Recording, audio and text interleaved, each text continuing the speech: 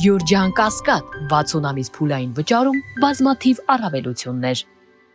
Տակյալ չկա, բերում են Վարդան Ղուկասյանի օրինակը, Գյումրիի համայնքապետ, ասում են, եթե մարդը կաշառք է վերցրել, մենք ինչ անենք, թողնենք ազատության մեջ այդ մարդը։ Նայեք, ուրեմն մեր երկրում մի հատ բան ավանդույթած ձևավորվել։ Դուք տեսել եք բոլոր քրեական գործերի հիմքում կամ մեծ մասում ԿՊ լրատվամիջոց Civic-ը ինչ-որ մի հատ ձայնագրություն է հրապարակում, որից հետո քննչականը սկսում է քրեական վարույթ ու անմիջապես այդ մարդկանց կալանավորում։ Այս վերջի շրջանում նոր զարգացումներ կան։ Հայկական ժամանակն էլ արդեն հրապարակում է դատարանի վճիռը։ Դատավորները այլևս անելիք չունեն, պետք է հետևեն հայկական ժամանակի Civic էջերին, տեսնեն ինչ են ասում, էլ Նիկոլ Փաշինյանը լայախ չի անում SMS գրի դատավորներին։ Արդեն հայկական ժամանակը մի անգամից դատական որոշումներ հրապարակում է։ Ակնհայտ Գյումրիում ձերբակալել են 30-ից ավել մարդ, բացառապես նրա համար, այսինքն որ տեր են կանգնել իրենց քվեարկությանը, իրենց ձայնին։ Ու այս իշխանությունը, որ հաճախ խոսում է ժողովրդավարությունից, ցանկացած ընտրություն կլինի դա Բրյուսելի ռեկտոր համալսարանի, թե համայնքի ղեկավար, եթե իր քիմքին հաճելի չի,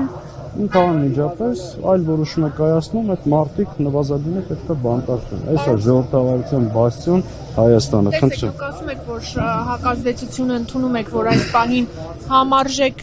չի, այդ պարագայում ինչ այլ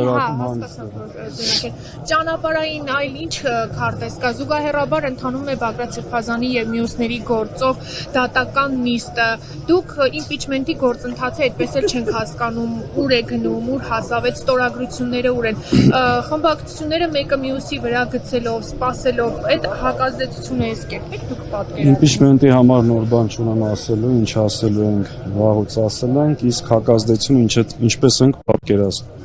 Մենք կարծում ենք, որ առնվազն մի շարք հարցերի շուրջ ողջ ընդդիմադիր դաշտը պետք է լիարժեք համագործակցի։ Դրանք հետևյալ կետերն։ Քաղբանտարկյալների պաշտպանություն եւ այս իշխանությունների կողմից բռնաճնշումների դիմադրելու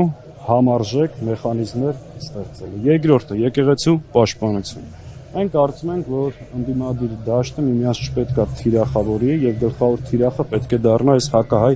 իշխանությունը։ Եթե գնանք ընտրությունների հասնենք այդ փուլին նախընտրական, հետընտրական շրջանում, սրանց կեղծիքները բացառելու ուղղությամբ համապատասխան մեխանիզմներ, այսինքն կան մի շարք օրակարգային անհրաժեշտ կետեր, որոնց շուրջ ողջ ընդդիմադիր դաշտը պետք է համագործակցի։ Հակառակ պարագայում չկա մեկ ուժ, որ մենակով կարող է այս ռեպրեսիաներին, այս այլանդակություններին դեմը առնել։ Այս ուղղությամբ արդից օգտվելով ասեմ, որ մենք այդ նախաձեռնությամբ հանդես ենք գալու, առաջիկա օրերին կլինի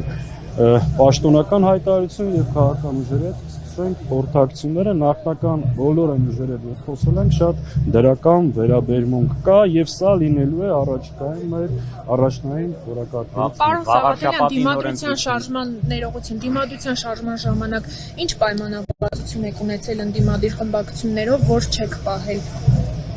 Ինչ-որ մեկը տես բանը ձեզ ասա։ Ինձ չէ, Աննա Մկրտչյանը իրականում է մի եթերում էր հայտարարել, որ պայմանավորվածություն եք ունեցել օրակարգի վերաբերյալ մասնավորապես, չգնալ հարցուպատասխաններին չներկայանալ։ Ես չգիտեմ ինչ ասա իմ գործընկեր Աննա Մկրտչյանը, բայց ես Աննա Մկրտչյանի հետ երբևէ որևէ հարց չեմ քննարկել։ Այդ քննարկումներին իսկ ում հետ որ քննարկել եմ առնվազն բոլոր պայմանավորվածությունները պահվել են բարձր մակարդակով եւ ոչ թե դիմադրության ժամանակ, այլ վերջին 7 տարվա մեջ քաղաքական դաշտին բոլոր գործընկերները գիտեն, որ դաշնակցության ներկայացուցիչը եթե մեկ եւ մի բան պայմանավորվում է, դա այլևս քննարկման կամ կասկածի տակ չի։ Վաղարշաբաթի ընտրությունները որպես նոր ձերբակալությունների համար քարտ պլան Փաշինյանը չի համակերպում ժողովրդի որևէ ընտրության հետ։ Փաշինյանի նորից եմ ասում բռնություններին հակազդելու միակ ճանապարհը ժողովրդի հավաքական կամքն է։ Քանի կարա բռնի եւ մարսի, ինքը բռնելու է եւ իր իշխանությունը պահելու միակ հնարավորությունը դա է։ Եկեք այսքանով սահմանափակենք, սկսենք։ Ես